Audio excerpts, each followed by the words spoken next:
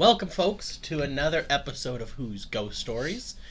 I'm Andrew Huzar from Huzar Reiki and Readings. We've got our research expert, Sean, and paranormal enthusiast and cryptid expert, Professor Alex Wheaton. As you can tell by the set, this little mini-series is going to be nautical themed. We're looking at haunts of mostly Lake Erie and Presque Isle, but there is one of a different Great Lake.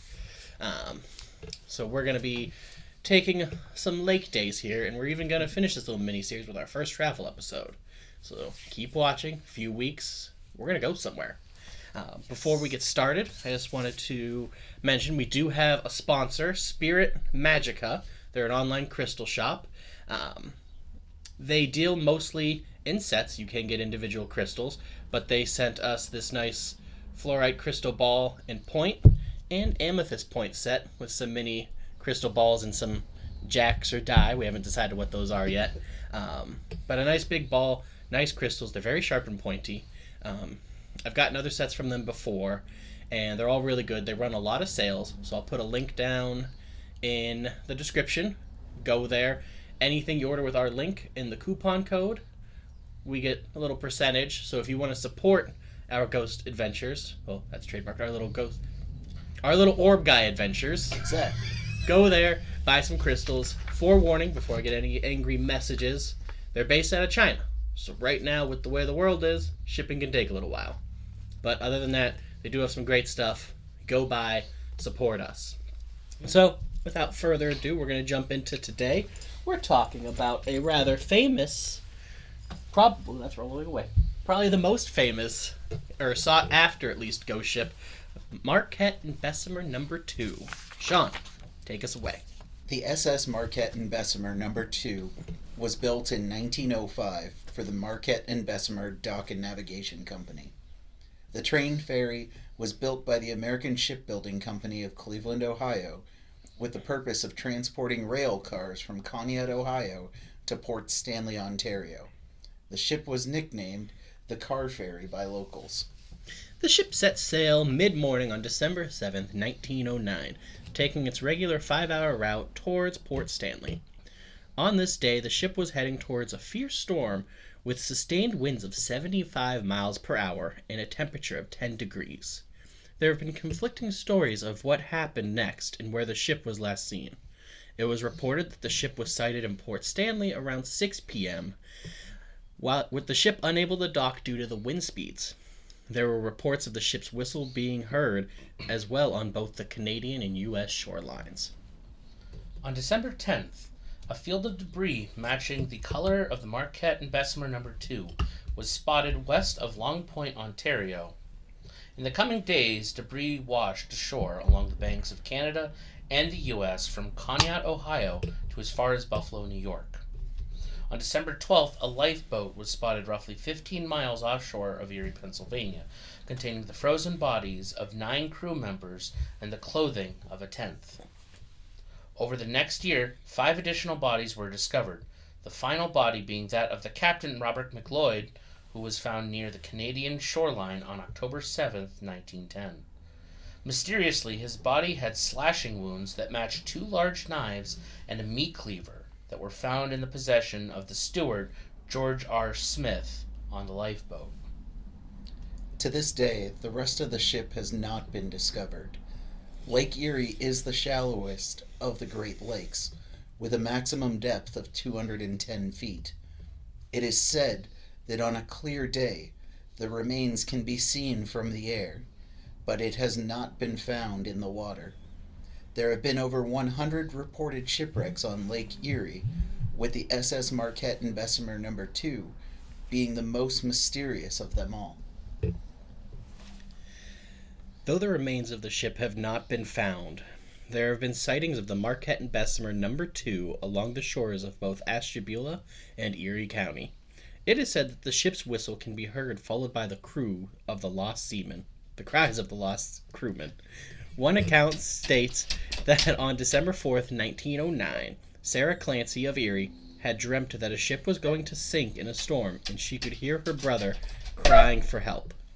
Nobody would listen to her warning, and it was waved off as just a nightmare. Sarah's brother, John Clancy, was one of the men on the SS Marquette Bessemer No. 2 on the day of its final voyage. Is the train ferry still traveling across Lake Erie? Will the remains ever be spotted? These are questions that we may never know the answers to. The one thing that is known for certain, the SS Marquette Bessemer No. 2 is the holy grail of shipwrecks in Lake Erie and will remain a legend for another 100 years. So, one thing that makes it like the holy grail of shipwrecks is I read there were there's possibly a small treasure on the ship. One, there was a man from Erie. He was the treasurer for fish governing body. I forget the exact name of it, but he had $50,000 in a leather briefcase. That was cash, so I imagine that would have deteriorated immediately. It might not have, but that's probably gone. But according to rumors, there was a safe on the ship that had coins that were up to $50,000. So that is one of the things that a lot of people are trying to find, not just for the historical significance, because I'd guarantee almost any maritime museum along Lake Erie would love to have a part of this boat or the boat itself. But anyone that has a lot of money or is a treasure hunter probably looking for those coins from early 1900s, late 1800s, roughly $50,000 worth. That's a lot of money. Yeah. And with the storm too, I read that according to the legend, like the temperature dropped like nearly 30 to 40 degrees in less than a day. It was in the morning. It was roughly about 40 degrees, but then due to this storm, it dropped to about 10 degrees. Yeah, and anyone that lives near the lake, or if you don't live near the lake, it's windy already. But in Erie, when there's a temperature drop that bad, the wind picks up immensely. And so we're talking, 70-mile-per-hour headwinds. Yeah. So, and the one thing that I found interesting too, there is a website dedicated to the Marquette Bessemer No. 2, and apparently the captain had complained to the owner multiple times that they needed a stern gate. Yep. Because when the waves would hit, it would already take on water. So if you guys have ever seen a ferry, basically the back gate opens. Well, on this one, there was no stern gate. So one of the theories is with the winds and the high waves, basically the water washed onto the boat and either caused the boilers to go out, so basically they couldn't steer the ship, or the fact that the ship itself actually capsized. Oh, and you've already got train cars full of coal. Yeah. That ship's heavy as it is. It's not going to take much water to start pulling that thing under. Yeah. I'll say the wonderful science behind why our temperature drops so much is actually the location of Lake Erie, and our region is actually a very unique meteorological thing. We are right at the end of a curve in the jet stream. Yep. So we get all the wind from the Pacific Ocean, and the jet stream just flies across the country, and its turn starts right about where Lake Erie is. Oh, I did not know that. That's why we get those crazy strong headwinds, is because the jet stream is pulling it. We also get tropical weather coming from the south, which is why we have those conflicting weather all the time and stuff like that. So yeah, the Lake Erie is in a very unique position as far as weather. But the other thing definitely about this, I know of the name of the ship simply because I know some people who are really into shipwrecks, especially here in Lake Erie, and yeah,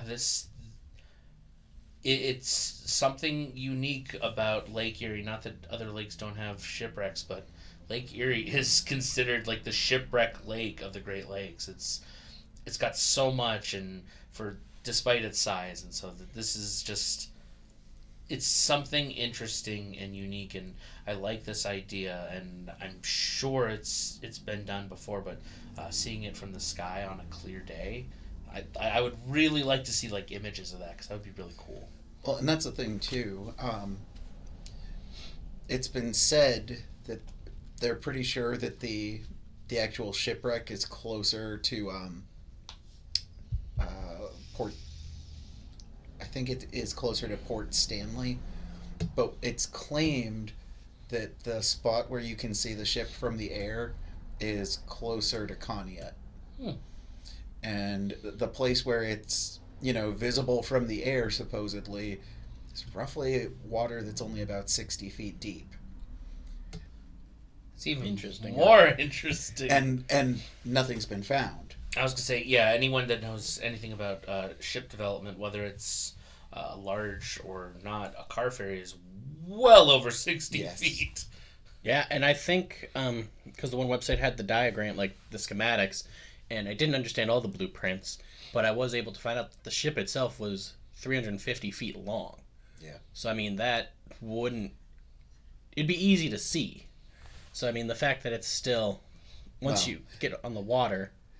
That also explains why the debris field was so large, because that's a lot of shit. That's a lot of shit to just kind of float. And I didn't know, like, where it saw was closer to Conneaut, versus where it went down.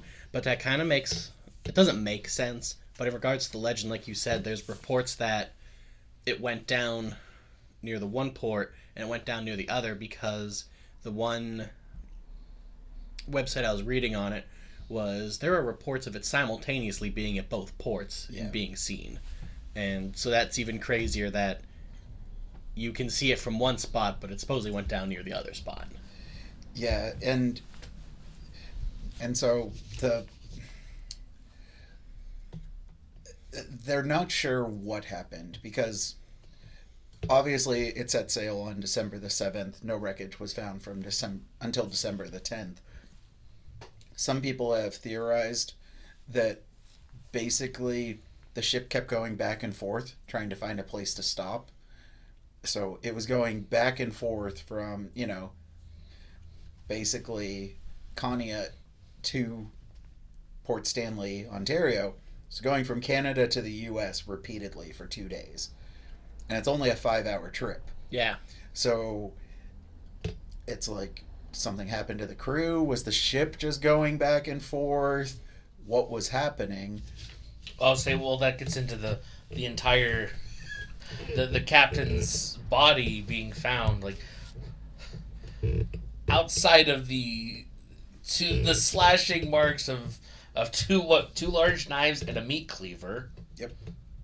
That implies... And the ship's steward had both those on him. Like, there's some very strong implications that something was going wrong on the ship. But I do want to point out, just from a completely biological standpoint, almost a year later, the captain's body being found. Mm-hmm. Number one, I'm impressed that bloating didn't make it too hard to tell because of the water, because that does... The only reason they were able to identify him was a tattoo that said McLeod. His brother identified it. Oh. So that answers that question. Yes. Oh. The thing that I like the most is the lifeboat site.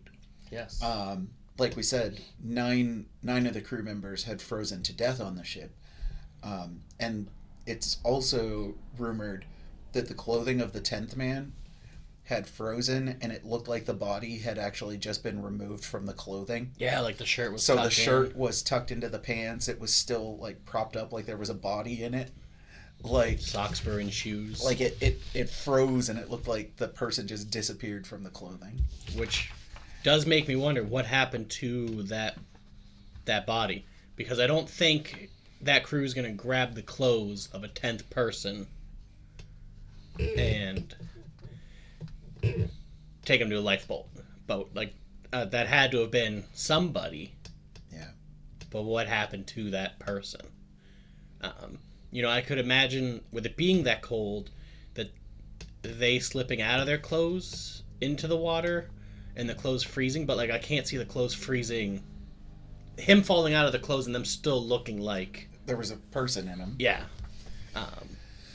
Only thing I could think of is if it was more of like a jumpsuit type thing, but nothing ever reported them as having jumpsuits. No, and it specifically said a shirt tucked Yeah. into pants. Like, my thought process is maybe hypothermia started to slip in, because whenever hypothermia starts, you actually start feeling like you're overheating. Yeah.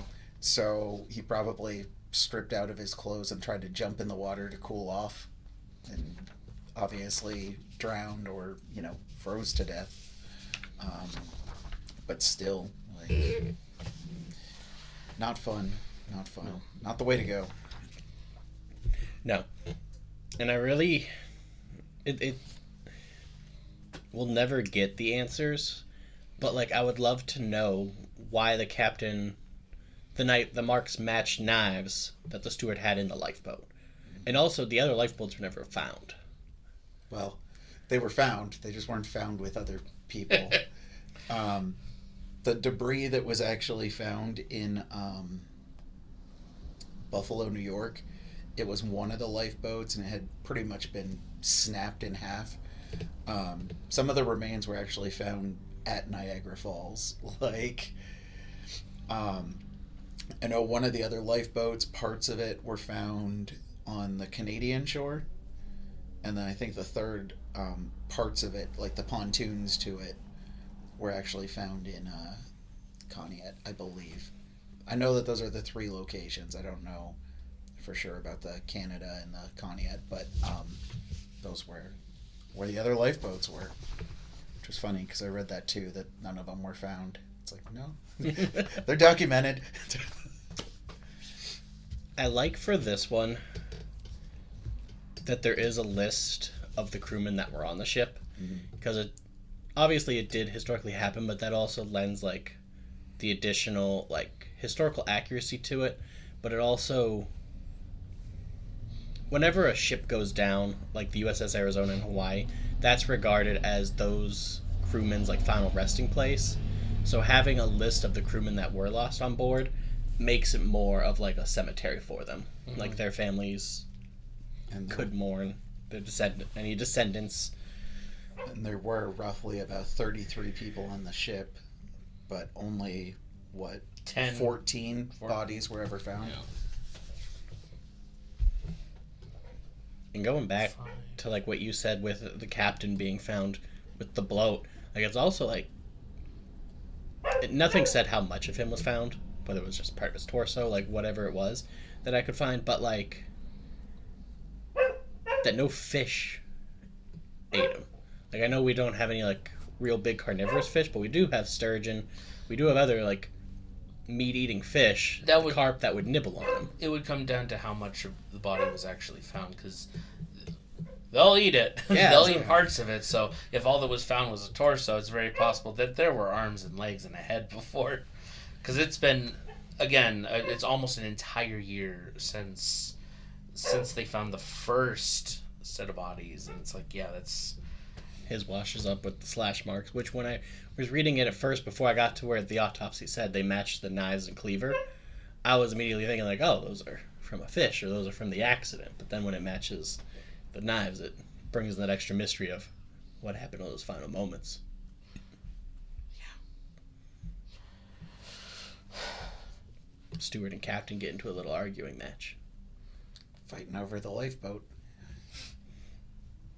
That could very well have happened if the other three were gone or had already been like lost or destroyed, and that last lifeboat stinks for the captain because one guy ended up bailing out of it anyways.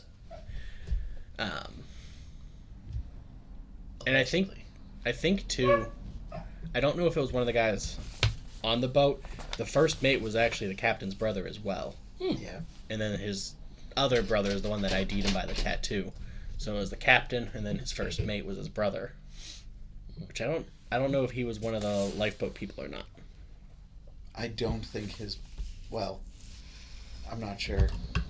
I know the one list had asterisks for who was identified on the lifeboat. I can't remember if he was on there or not. No. But it's interesting and crazy, especially 2 days before, that lady has the the premonition or the nightmare of the ship going down and her brother dying with it. Mm-hmm. Yeah. Like, that's... I was going to say, this was also, almost 100 years before Final Destination, so... Not much you can do to change fate there. No. No, but that's just crazy. And then it to happen and hear the whistle and the cries. Well, and then making it a ghost ship. People, like you said, people still hear the whistle and the cries. But did you find anything where, like, people actually saw the ship sailing still? Or was it just the whistles and sounds? So it's been said that they'll see the outline of the ship on the horizon. And, which, I don't think people really realize how many ships actually are in Lake Erie at any given time. There's a reason why it has, over 100 shipwrecks. It's because it's that much traffic. And, a lot of... Well, Mom would tell us all the time about how she would take a ferry from the peninsula to downtown, Erie. How many other, ferries are there? Because there used to be a ferry, and I think there still is, that goes from the peninsula to Canada.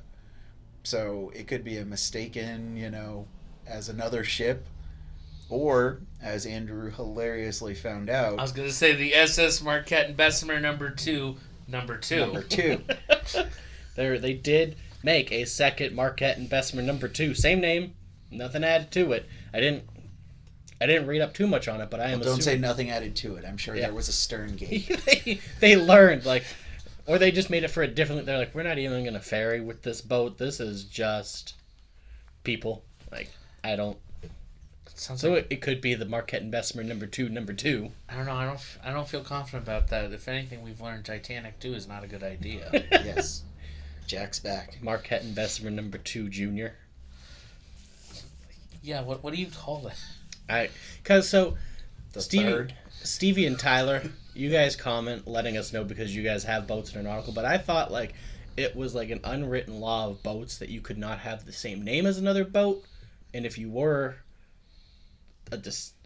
making yours a descendant of the boat, you had to go with the third or something to add on to it. You couldn't just be right. No, this is... It's bad luck. Yeah. Yeah. And I'll say, and coming from, also a professional company, it's not like it was just some random person's little fishing boat. No, this is an actual industrial boat, so why would you go with... Well, that also, maybe they had OCD. Because... Who wants to have a number 1 and then a number 3? Because the original boats were a pair. It was the 1 and 2. So you can't have 1 and 3, because then everyone's going to ask about number 2. Is that their way of trying to rewrite history as the boat never went down? That is a possibility. We won't know because, it's so long ago that they're probably not, I like the theory that Andrew was actually Googling an alternate reality where the boat never sunk. Everyone lived happy lives. The boat was forever used. No, but that... We'll test that theory if we see the SS Marquette Bessemer No. 2. We gotta get a boat and chase it down. Which one is this? This is the number 4. What? 2 plus 2.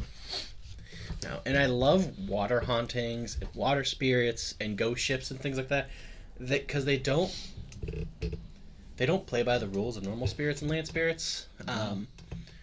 They have their own rituals and timings. A lot of them, they're tied to the moon because that's what tides are. They're tied to specific times of year, things like that, and so that's why I asked if anyone had ever seen this boat, because usually it's the same time, same day, same whatever of the year, and to hear that kind of, but it's more still just hearing the whistles and cries is very interesting to me, that's what would get replayed from them. As we know, the healthy skeptics in us, whenever you're down on, Presque Isle, the wind sounds very different there, Mm-hmm. which could be because that's where the jet stream is. It could be a number of things, but you hear a lot of sounds down there. As we said, a lot of boats. A lot of boats, a lot, and the wind. It sounds different down there on different days. So I could definitely hear it sounding like a cry, maybe a boat whistle. So Yeah, depending on how it hits the trees, it's Right. very possible. No, you could even just be hearing people Not playing in the from water. that- Yeah. I'll say, not from this yeah, particular. the sounds travel across that body of water like crazy. You know, you could be on a completely empty beach and it'll still sound like there's beachgoers there with you, just because they're on a different beach. Like, It's always a creepy moment. So I know we can, any like ghost ships, like we can't actually go to the spot. We would need a lot of boats, equipment, all sorts of things, helicopters, scuba gear. So we can't really go there. So like the questions of like what would you expect are kind of different here. But if you were going to hunt for this ship, what would be like? Can't think of the word. Not like route. Like how would you go about it? Like what would be your strategy? That was the word. My strategy is very simple. It would be to try and, on a clear as possible day, do an aerial trip the entire intended path between the two ports to get an idea of roughly, where it goes, so that I can get at least that aerial view of, okay, these are the likely areas, and factoring in a storm, then kind of go a couple nautical miles in the opposite directions, the lateral directions, and kind of see what's going on there. And then I would prefer to scuba down in those areas. I am very doubtful that it is that its wreckage is anywhere on the direct path. Yeah. Just the laws of the ocean, the laws of water and storms break all rules of where things land. It's part of the reason why debris can be washed up everywhere after a storm. So I would start by figuring out that entire path and then kind of see, okay, where roughly would it be, to get a more clear idea rather than anything else like that. But if we had historical, because nowadays there's a lot of, like, you can actually see it's because I know planes more than boats, but like the flight record, the travel log. Yeah. You would know they set out here. This is the path they took. Nowadays, you can actually follow that. That's clear for everything, all types of transportation. Back then, kind of wasn't. So it'd be interesting to have some of that data. But yeah, that's kind of my plan if I was to do this. I was gonna say I'm very similar. As I was reading it though, and I'm sure people have done this, there was just nothing documented of it. If you can see it by the air, why don't you have someone in the water following that same path? Look, you're right above it. Okay, then get someone to go down, or and I know it's hard because there are a lot of other shipwrecks in Lake Erie. But why aren't we using like radar piercing technology to, we use it to try to find the Loch Ness Monster, but we can't use right. it to find this. You just had to go a few miles, west and then hit up Conneaut and see if you can find it. But part of me thinks too that as a Holy Grail, that's part of it. It's not necessarily, It ruins you the don't fun of want to it. find it Yeah. because then the search is over. It's kind of like the whole Bigfoot thing. The fun of Bigfoot is the search. What do you do if you find a Bigfoot? And then there's no more hunting for Bigfoot.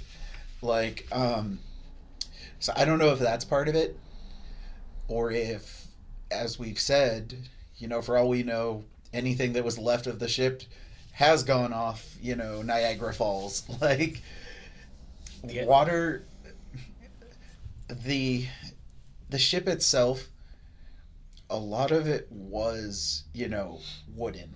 Like obviously there was metal to the ship, but most of the ship was wooden.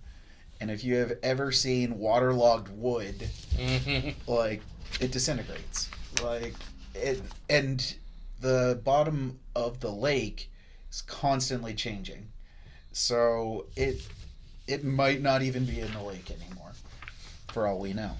No, and the one thing too, like that I think makes it extra hard is Lake Erie is a very dirty, muddy, and like dark lake. Mm-hmm. So if you see it from air, you could see the silhouette, but that could also be like refracted from a different position.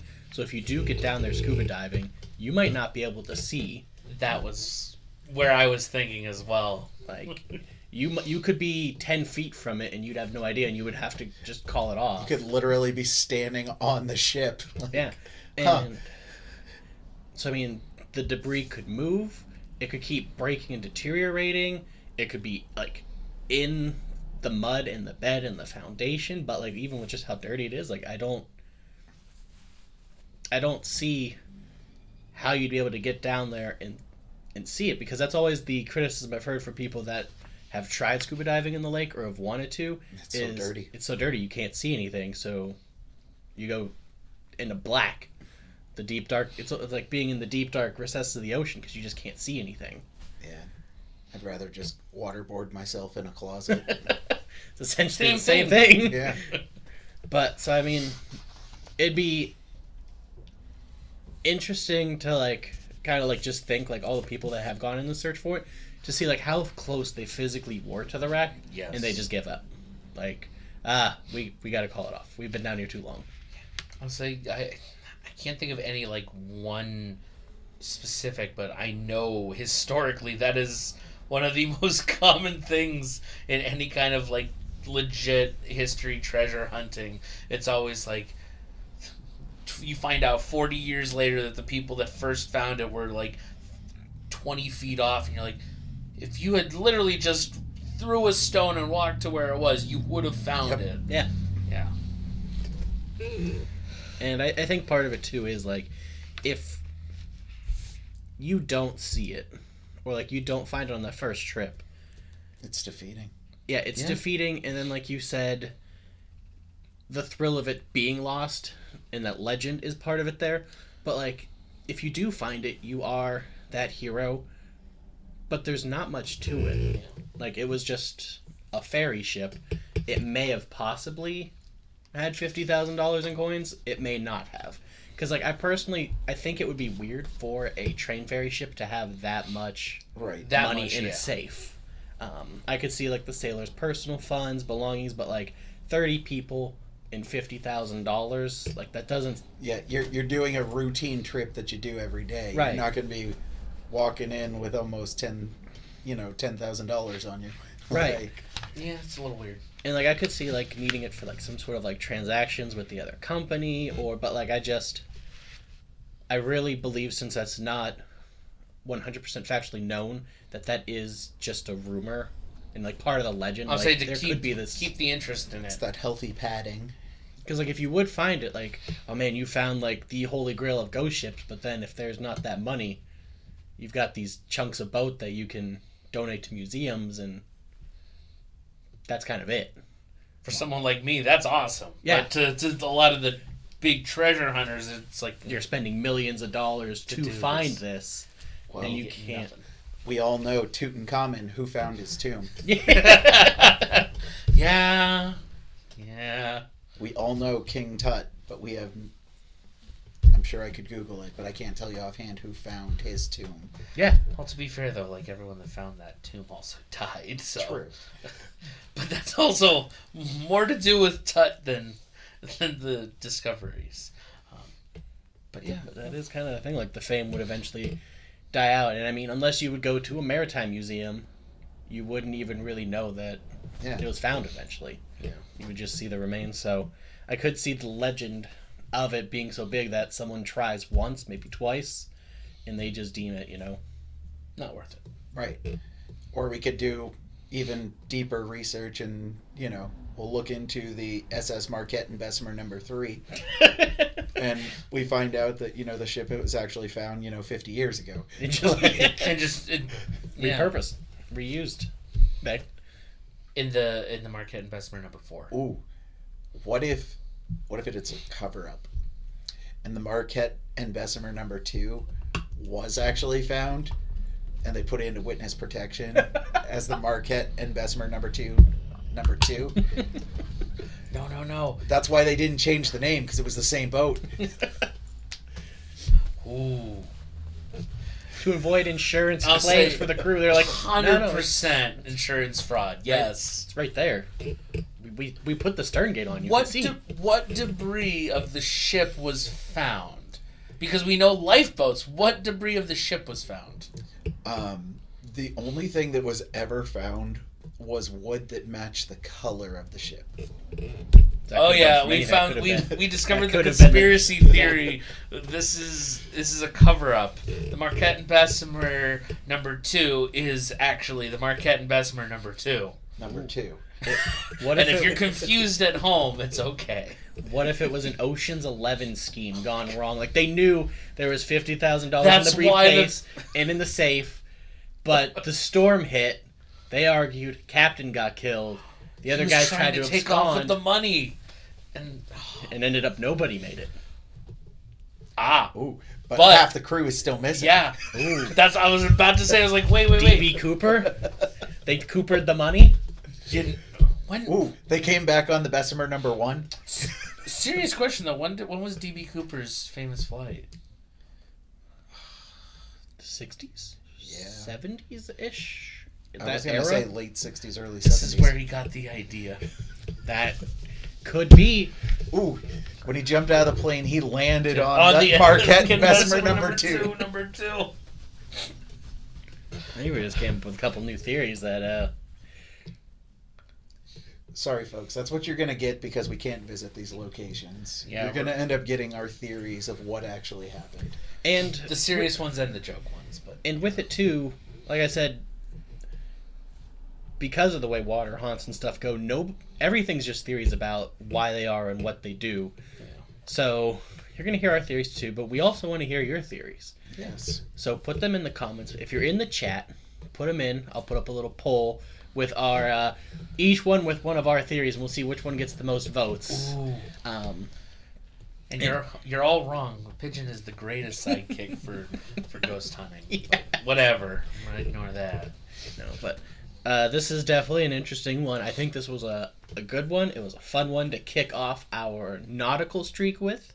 Any final thoughts from either of you on the Marquette and Bessemer No. 2, the first? I had to think about the way you said that. And I love the story. It has everything that a good legend needs. We have historical fact. We've got murder, potentially, allegedly. We have unknown details and conflicting stories. And, we have basically 100-year legacy of this legend that I agree that, at least I hope, but I'm sure it will remain a legend for another 100 years. It's a very intriguing story that we have very few answers to. I hope that, nautical enthusiasts and history buffs and this area, because this is part of Erie, but it's also part of Conneaut and part of, there are these areas, and I hope that it remains as that kind of, local legend. I don't expect this to, continue to be this giant nautical legend of go to the Great Lakes and search for the SS Marquette and Bessemer No. 2, the original, not the second one. I realistically see this as it goes further and further away from that original time. I think it's going to be just down to local people that are interested in that history and maybe some treasure divers, I think is what they call themselves, the people that go down specifically looking for treasure and shipwrecks. So I imagine that that's kind of what they're gonna, what's gonna keep it alive. And I'm definitely conflicted. I hope that they never find it, but at the same time, I kind of want them to find it to put to like. I really Right. It's one of those where if it's found, then everything prior to it has been justified, and it goes from being a legend to just history and fact. But that also takes away the romanticism of it. Like, yes. Like, yes, you want the answers, but then it's like, then the story's over. Yeah. That's the romantics of the 1870s were right. This is the story is way more interesting. But just to throw one last thing in here, we're often reminded, not just in this story, but legends always are rooted in some kind of fact. There's just, as we said, there's more of the fluff. There's more of the extra things, the padding to make it more interesting. But as we've learned in some of these ghost stories that we've covered before, as well as some of the things just in our own lives, we've found that sometimes the fact is way stranger than the fiction. Yes. So I would not be surprised that if this ever does get discovered, like the actual shipwreck, that if we find way more crazy things than what was actually part of the legend. So I mean, there's that other little piece to hoping to find it. So yeah, that's my last little thing is, I also want to say, instead of gold diggers, can we call them gold divers? Gold divers.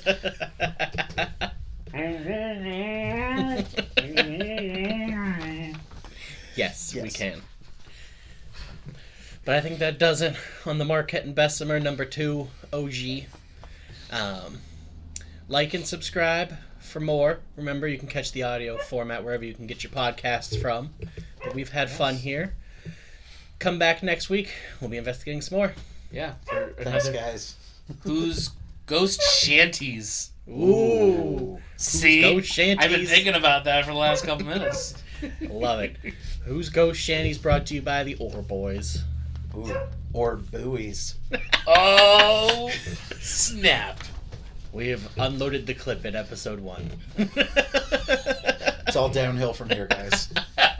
We emptied it. Thanks, guys. Thanks, guys. Stay in the light.